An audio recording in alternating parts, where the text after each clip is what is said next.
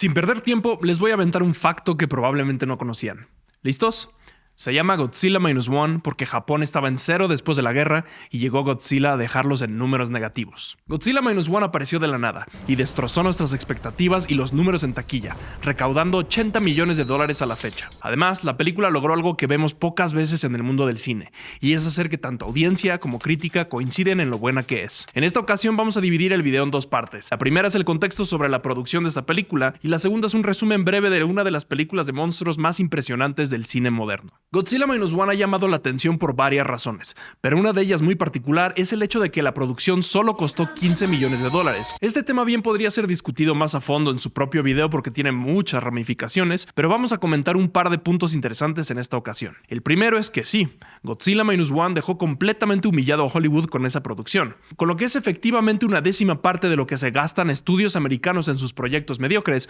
Toho Studio logró crear algo que legítimamente merece toda la atención que está recibiendo. Nada más para ponernos todos en contexto, $15 millones es $10 millones menos que lo que costó cada episodio de She-Hulk. Fast X costó 22 veces más que Godzilla. Por otro lado, tenemos el por qué costó $15 millones, y es ahí donde ya no está tan suave la situación. De entrada, ya sabemos que la cultura de trabajo japonesa es una acostumbrada a la destrucción del cuerpo y la mente con tal de sacar la chamba. Pero esto se pone peor cuando conocemos los salarios que ofrecen en los roles necesarios para construir una película de ese calibre. Vamos a ver la oferta de trabajo para el artista de efectos visuales de nivel de entrada en Shirogumi Inc., la empresa acreditada por los efectos visuales de Godzilla Minus One. Para recién graduados universitarios, cita un salario mensual de 244.971 yenes, o sea, $1,670 por trabajar de 10 de la mañana a 7 de la noche, con una nota en letra pequeña que especifica que este número ya incluye 50 horas de tiempo extra por mes. Un puesto parecido en Estados Unidos gana por lo menos $6,200 al mes. Obviamente esa situación no es exclusiva de esa empresa y ni siquiera de ese país, pero de todas maneras es un tema que se debe tocar para eventualmente mejorar las condiciones de trabajo de todo el mundo, no solo las de Hollywood. El desarrollo de esa producción seguro que fue especialmente exigente para ese grupo de artistas talentosísimos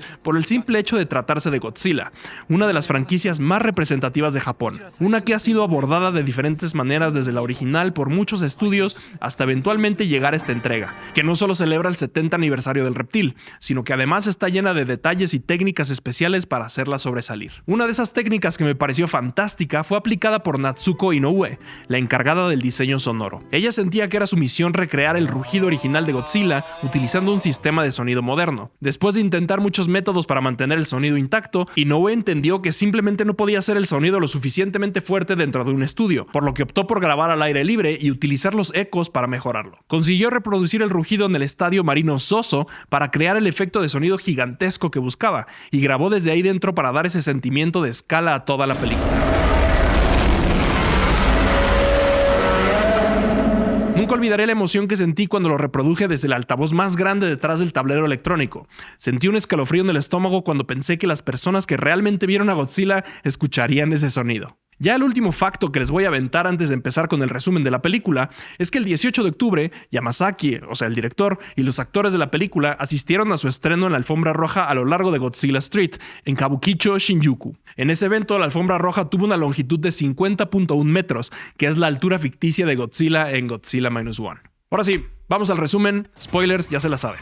La película sucede en 1945, justo en los últimos días de la Segunda Guerra Mundial, donde nuestro personaje principal, Koichi, ha decidido abandonar su posición de ser un piloto kamikaze y toma un desvío a una isla, fingiendo que su avión necesita un mecánico. Un par de horas después de su llegada empiezan a sonar las sirenas y todos salen esperando ver una bomba, pero en realidad es Godzilla, quien destroza a todos inmediatamente. Durante la masacre, nuestro personaje principal tiene la oportunidad de subirse a su avión e intentar detener a Godzilla con su metralleta, pero el miedo puede más con él, dejándolo completamente traumado y con la sangre del resto de su equipo en sus manos.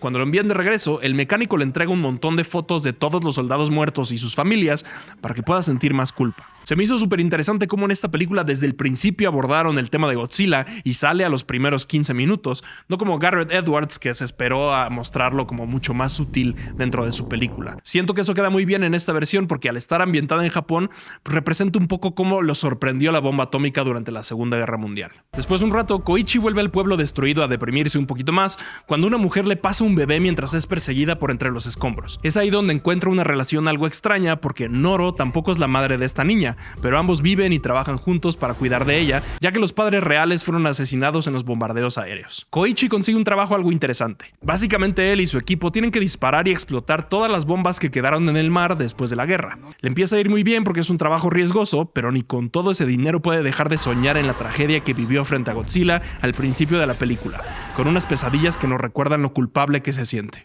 Empieza a tener una buena relación con su equipo de trabajo, a quienes eventualmente les cuenta de la situación familiar tan complicada que vive en casa, y ellos lo molestan por el hecho de que no quiera aceptar a la niña como su hija, aún después de tanto tiempo fungiendo como su tutor. Eventualmente, en otro día laboral, Godzilla sale del mar y los persigue mientras Koichi y su equipo intentan destruirlo con disparos a la cara.